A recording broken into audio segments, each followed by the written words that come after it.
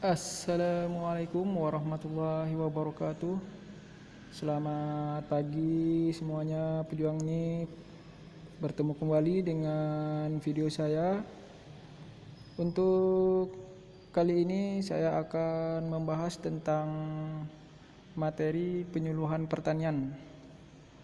Seperti yang telah saya janjikan, untuk kunci jawaban soal tryout yang telah saya rilis di video sebelumnya ada di deskripsi video ini. Materi penyuluhan adalah bahan penyuluhan yang akan disampaikan oleh para penyuluh kepada pelaku utama dan pelaku usaha dalam berbagai bentuk yang meliputi informasi, teknologi, rekayasa sosial, manajemen, ekonomi, hukum, dan kelestarian lingkungan. Tujuan dari materi penyuluhan pertanian itu adalah untuk memenuhi kebutuhan dan kepentingan petani dan pelaku usaha pertanian lainnya dengan memperhatikan pemanfaatan dan pelestarian sumber daya pertanian. Apa sih ruang lingkupnya? Apa saja? Semua informasi pertanian seperti pengalaman praktek petani yang telah berhasil, hasil pengujian lokal, saran rekomendasi, keterangan pasar, berbagai kebijakan dan peraturan, latihan keterampilan, teknis pertanian seperti cara mupuk, penggunaan alat pertanian, dan lain-lain. Dan juga mengelola usaha tani.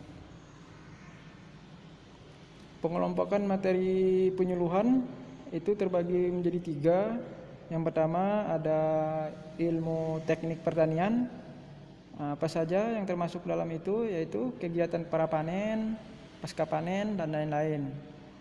Ilmu ekonomi pertanian, yaitu ada pengelolaan usaha tani yang lebih efisien, penguasaan dan pemasaran hasil pertanian, penggunaan atau pemanfaatan kemudahan kredit produksi pertanian, kelembagaan ekonomi pertanian seperti koperasi dan lain-lain. Yang terakhir ada ilmu tata laksana rumah tangga petani. Itu apa saja? Ada pengenalan tentang makna usaha tani bagi rumah tangga petani, proses manajemen secara keseluruhan, penetapan tujuan, masalah, alternatif pemecahan masalah, dan lain-lain. Dan juga ada persiapan anggaran seperti penerapan perencanaan usaha tani. Sumber-sumber dari materi penyuluhan itu terdiri dari sumber resmi dari instansi pemerintah, yaitu baik yang berasal dari seperti departemen atau dinas terkait, lembaga penelitian dan pengembangan, pusat-pusat pengkajian, pusat-pusat informasi, pengujian lokal yang dilaksanakan oleh penyuluh. Terus ada lagi sumber resmi dari lembaga-lembaga swasta, lembaga swadaya masyarakat yang khusus bergerak di bidang penelitian, pengkajian, dan penyebaran informasi.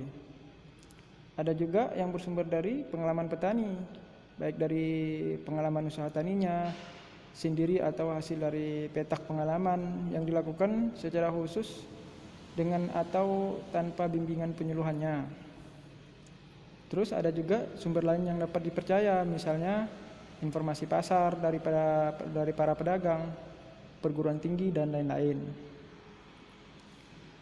Perlu diingat dari sumber penyuluh tersebut bahwa materi yang berasal dari lembaga resmi, pemerintah atau swasta itu seringkali tidak selalu sesuai dengan kondisi pengguna, meskipun telah teruji melalui metode ilmiah tertentu. Materi yang berasal dari pengalaman petani itu seringkali masih diragukan keandalannya, ketepatan dan ketelitiannya, karena seringkali tidak dilaksanakan dengan memperhatikan metode ilmiah tertentu yang telah dibakukan. Materi yang berasal dari sumber lain itu seringkali tidak jujur, karena daripadanya itu melekat kepentingan tertentu yang tidak selalu sesuai dengan kebutuhan dan kepentingan pengguna. maupun masyarakat secara keseluruhan.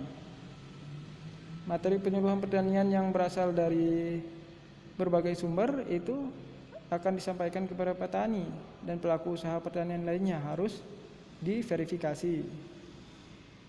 Verifikasi materi penyuluhan pertanian tersebut itu dimaksudkan untuk mencegah terjadinya kerugian sosial ekonomi, lingkungan hidup, dan kesehatan masyarakat seperti dalam pasal 28 Undang-Undang SP3K.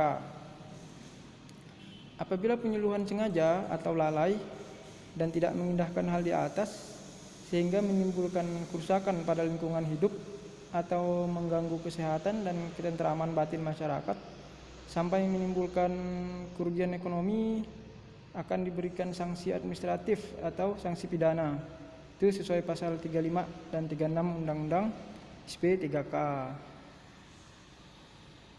Pemilihan materi itu harus sesuai kebutuhan dengan syarat profitable. Itu maksudnya memberikan keuntungan yang nyata kepada sasaran.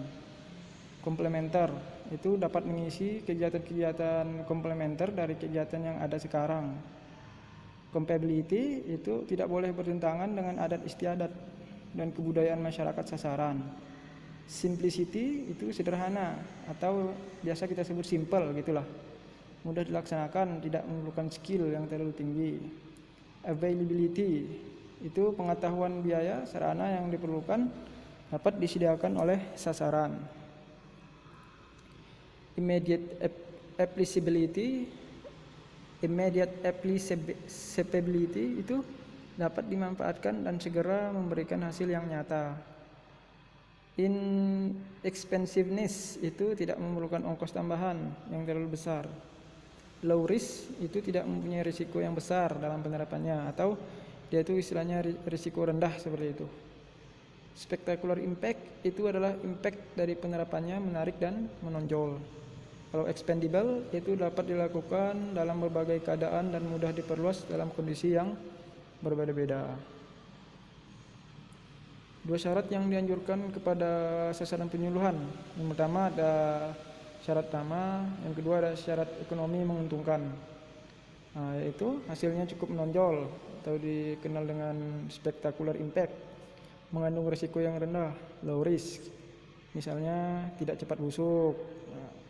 Terus hanya membutuhkan ongkos tambahan yang kecil atau inexpensiveness. Secara teknis memungkinkan untuk dilaksanakan, ya kan?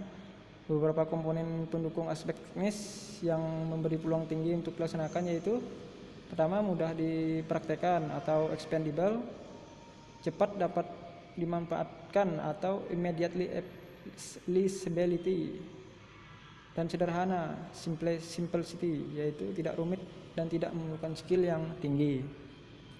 Sosiologis itu dapat dipertanggungjawabkan dipandang dari aspek sosiologis, yaitu inovasi yang dianjurkan hendaknya tidak boleh bertentangan dengan norma budaya yang hidup di masyarakat dan tidak bertentangan dengan akidah agama yang dianut sasaran penyuluhan pertanian.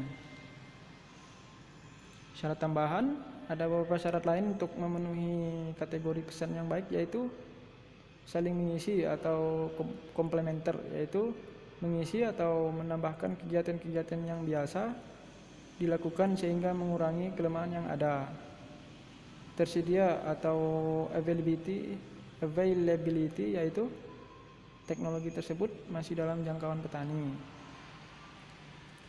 Penggunaan materi penyuluhan pertanian itu yang telah didapatkan selanjutnya dapat disampaikan ke sasaran setelah terlebih dahulu dikemas dengan menggunakan media tertentu, mulai dari metode dan teknik tertentu pula.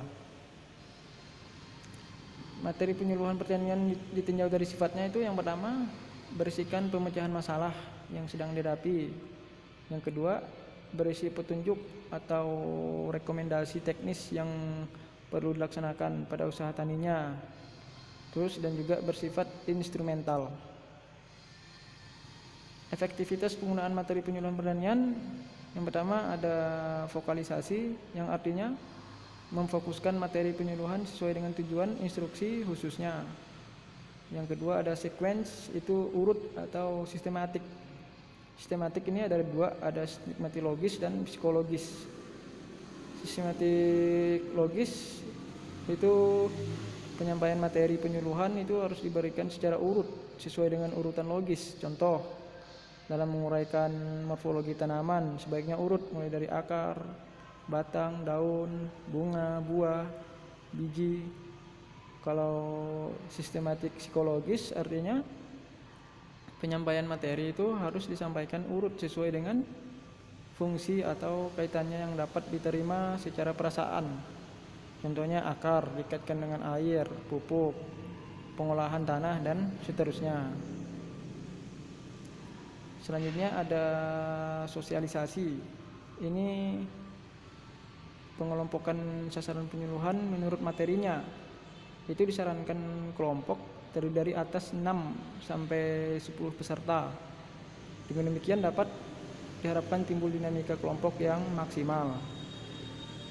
Individualisasi yaitu menyampaikan materi itu harus disesuaikan dengan kemampuan dari masing-masing sasarannya secara individual. Kalau evaluasi artinya materi penyuluhan yang disampaikan harus dapat dan mudah dievaluasi atau diukur dan dinilai oleh sasaran penyuluhannya. Konteksi artinya materi penyuluhan yang disampaikan harus disajikan dalam bentuk yang sejauh mungkin dapat diterima oleh panca indera sasaran penyuluhannya. Kesimpulannya itu kalau materi penyuluhan itu menentukan terhadap jenis metode dan media penyuluh yang akan digunakan. Terima kasih kawan-kawan telah menonton video ini. Semoga bermanfaat buat kawan-kawan semuanya. Jangan lupa like dan subscribe video saya. Nantikan video saya selanjutnya. Sampai jumpa.